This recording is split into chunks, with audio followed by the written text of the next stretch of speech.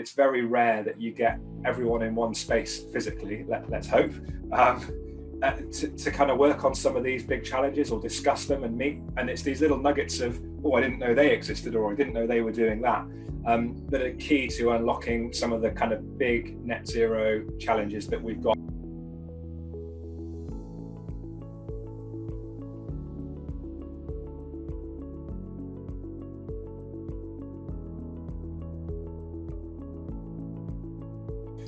Yeah, so SPE Offshore Europe's obviously, it's one of the major offshore energy shows globally, really, and of course with that you've got all the main players in the offshore market, from very early upstream right through to decommissioning and everything in between. So with the changes that are sort of going on in the sector that we're seeing, that I think it's really important that there's an ocean science, academic, scientific presence at the show, and obviously we're the UK leader and a top one globally, so it's just important that we're there from a presence perspective.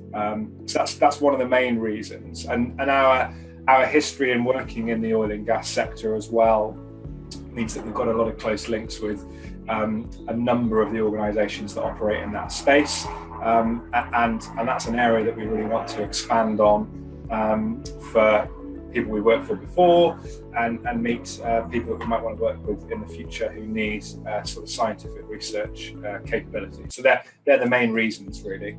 Sure. So the main one is really just to meet as many people as possible and share what the NOC does. I think we're kind of shrouded in mystery to some extent in the commercial world.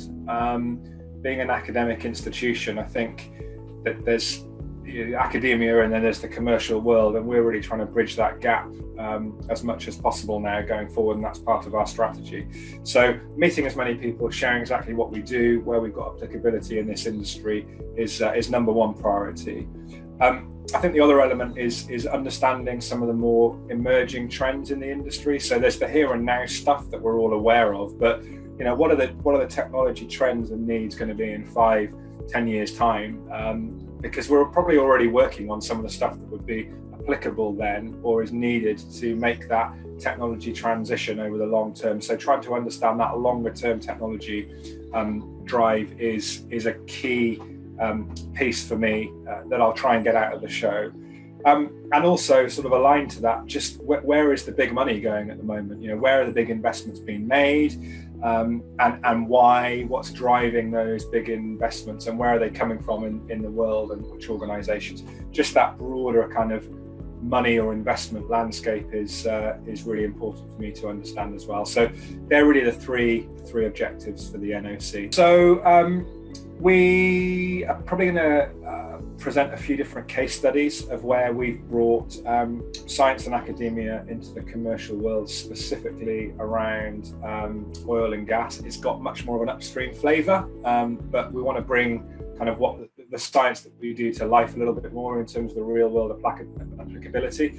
So we'll have some case study examples of where we've worked with some of the oil super majors and things like that over the years, just to bring it to life.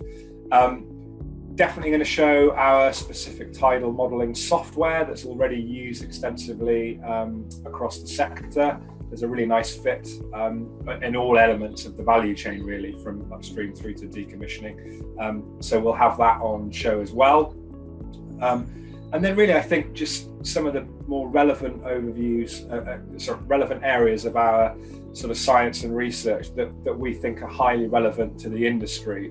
And specifically the areas of science and research and technology that are applicable to things like maintenance and operating costs, and how you can use technology to reduce them. That's been done in our world, and where there may be specific interest from the commercial world. So we're going to spend a bit of time thinking about that, which will no doubt include a lot of our autonomy and robotics capability in the subsurface space. So we might bring a bit of kit with us. We're not quite sure how we're going to do that yet, but it will definitely pick up on marine autonomy and subsea robotics, which is an area that we have a huge presence in globally.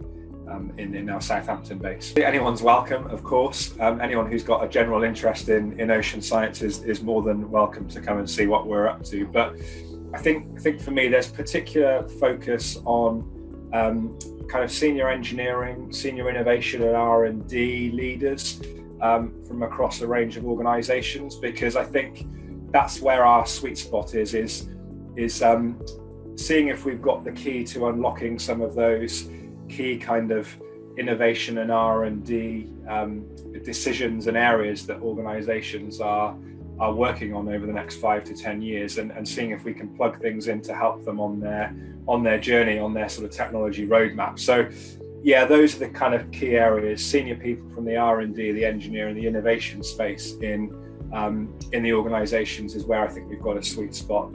And on the flip side of that, of course, absolutely keen to meet with anyone from the regulatory or the governing bodies space as well, because we have a long history in working with advisory roles for regulation, certainly when you're looking at sort of carbon capture and things like that, and these emerging sort of industries and sectors. That regulatory and advisory space is an area where we often have a lot of overlap. So governing bodies, regulatory organisations, those would be really interested in talking to.